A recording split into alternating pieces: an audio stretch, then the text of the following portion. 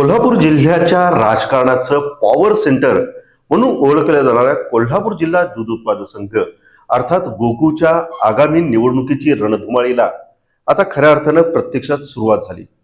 संचालक मंडळातील 25 जागांसाठी होणारी ही निवडणूक केवळ सहकारी संस्थेची प्रक्रिया नसून जिल्ह्याच्या राजकारणाला पुढील चेहरा ठरवणारी ही लढाई खऱ्या अर्थानं मांडली जात आहे आणि त्याच्यामुळेच गोकुळकडे साऱ्यांचंच लक्ष आहे. आगामी काळात राजकीय धुलवडीनं संपूर्ण जिल्हा नाहून निघणार हे सांगायला आता ज्योतिषाची गरज उरणार नाही. गेल्या काही दिवसात ठराव गोळा करणं, सभासद संस्थांशी संपर्क वाढवणं, टोकन वाटपाच्या चर्चा आणि पडद्यामागील बैठका यामुळं गोकुळचं वातावरण आता चांगलंच तापलंय आणि चांगलंच रंगात आलंय.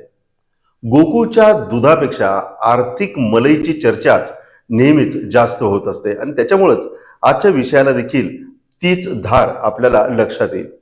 गोकुळ हे केवळ दूध संकलन किंवा प्रक्रिया करणारं संघटन नाही, तर ते जिल्ह्यातील हजारो कुटुंबाच्या अर्थकारणाशी निगडीत आहे. दूध दर, बोनस, खरेदी विक्री करार, कंत्राट, विकास कामं, नोकर भरती या सर्व निर्णयांवर संचालक मंडळाचा थेट प्रभाव असतो. त्यामुळं एक वेळ आमदारकी नको पण गोकुळचं संचालक पद द्या अशी मानसिकता अनेक नेत्यांमध्ये असल्याची चर्चा आपल्याला अनेकदा ऐकायला मिळालेली आहे. गोकुळचं संचालक पद म्हणजे आर्थिक आणि सामाजिक प्रभावाचं केंद्र आहे आणि तेच केंद्र आणि तेच जिल्ह्याच्या समीकरणामध्ये तयार झालंय. महाडिक आणि पाटील म्हणजे महादेवराव महाडिक आणि आमदार सतेज पाटील यांच्या संघर्षाच्या पार्श्वभूमीवर गेल्या काही वर्षात गोकुळचं राजकारण दोन या प्रभावी गटात विभागलं गेलं. माजी आमदार महादेवराव महाडिक यांनी दीर्घकाळ गोकुळवरती प्रभाव राखला. त्यानंतर आमदार सतेज पाटील आणि मंत्री हसन मुश्रीफ यांची एकत्रित येऊन त्यांनी केलेल्या आघाड्यांच्या द्वारे या ठिकाणी एक वेगळं समीकरण पाहायला मिळालं आणि त्याच्यातून उडालेल्या राजकीय ठिणगीनं जिल्ह्यातील संघर्ष अधिक तीव्र झाला. या संघर्षाचे पडसाद गोकुळमध्ये उमटले. सर्वसाधारण सभांमध्ये विकास, दूध दर किंवा शेतकऱ्यांच्या प्रश्नांपेक्षा आर्थिक व्यवहार, कंत्राट, टँकर कोणाचे, मल्टी स्टेट आणि यंदा तर डिबेंचर आणि निर्णय प्रक्रियेवरती अधिक चर्चा होऊ लागली. आणि त्याही पेक्षा यंदा कितीचं टोकन हा प्रश्न आता दबक्या आवाजातून उघड चर्चेत आलाय. 5470 सभासद संस्था आणि 3000 ठरावांचं गणित आता नव्यानं मांडलं जाऊ लागलंय आणि त्यासाठीच आता नेते मंडळींनी सुद्धा डोकं लावायला सुरुवात केली. गोकुळनं 5470 सभासद संस्थांची यादी सहाय्यक निबंधक दुग्ध कार्यालयाकडे सादर केली.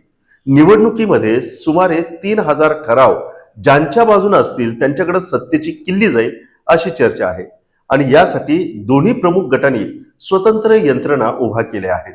गावोगावी जाऊन संस्थांचे ठराव आपल्या बाजूने वळवण्यासाठी जोरदार प्रयत्न सुरू आहेत. एका गटानं तर जवळपास 2000 संस्थांना 50,000पेक्षा अधिक टोकन दिल्याची चर्चा जिल्ह्यात जोर धरत आहे. खरं म्हणजे अधिकृत पुष्टी नसली तरी या चर्चेमुळे निवडणुकीचं वातावरण चांगलंच तापले आणि त्यानिमित्तानं राजकीय धुलवड सुद्धा पाहायला मिळते.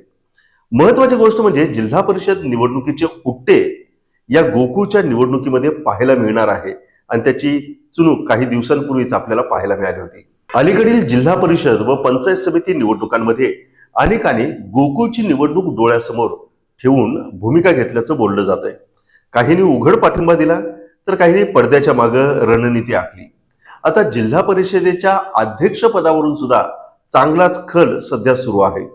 जिल्हा परिषदेचा अध्यक्ष पदावरून सुद्धा सुरू झालेलं हे गणित गोकुळच्या निवडणुकीच्या माध्यमातून नेते मंडळी कसं सोडवणार याकडे सुद्धा साऱ्यांचंच लक्ष लागले आणि त्यासाठीच नेते मंडळी डोक्याला डोकं लावून बसले आहेत. नेत्यांना सुद्धा माहित आहे की गावातील दूध संस्था या आता केवळ आर्थिक केंद्र राहिलेलं नाहीत तर या राजकीय संपर्काचं प्रभावी माध्यम ठरत आहेत. गाव पातळीवरील संस्थांवरती पकड म्हणजे भविष्यातील विधानसभा आणि पर्यायानं लोकसभा निवडणुकांसाठी मजबूत पाया अशी राजकीय गणितं बांधली जातात. गोकुळचं राजकारण कायमच गटातटाचं राहिले. आज एका गटात असलेले उद्या दुसऱ्या गटात दिसतात. सत्ताधारी आणि विरोधक यांच्यातील लागेबंधे, पडद्यामागील समझोते आणि अचानक होणारे बदल यामुळे यंदाची निवडणूक अधिक अनिश्चित मानली जाते आहे. सध्या दोन्ही बाजूंकडून हातचं राखून भूमिका घेतल्या जात आहेत. योग्य वेळी योग्य पत्ते उलगडण्याची रणनीती आखली जात आहे. आणि या पार्श्वभूमीवर सध्या सुरू असलेल्या अधिवेशन काळामध्ये कोल्हापूर जिल्ह्यातील काही मातब्बर नेते एकत्रित आले होते आणि त्यांच्यामध्ये गोकुळचा फॉर्म्युला ठरल्याची दबक्या आवाजात चर्चा सध्या सुरू आहे. गोकुळची ही निवडणूक केवळ सहकारी संस्थेची प्रक्रिया नसून जिल्ह्याच्या राजकारणातील शक्ती संतुलन ठरवणारी ही लढाई आहे. ठरावधारकांचं गणित, टोकनचे व्यवहार, गटबाजी आणि जिल्हा परिषद निवडणुकीतील पडसाद यांची गोळाबेरीज केली तर ही लढाई निकराची होणार हे स्पष्ट दिसत आहे. आणि त्यामुळेच आगामी काळात आरोप प्रत्यारोप, गुप्त बैठकांची मालिका आणि राजकीय धुलवड अधिक तीव्र होणार हे निश्चित आहे. गोकुळ दुधाच्या प्रवाहाबरोबरच आता राजकीय समीकरणांचा प्रवाह देखील वेगानं वाहू लागलाय.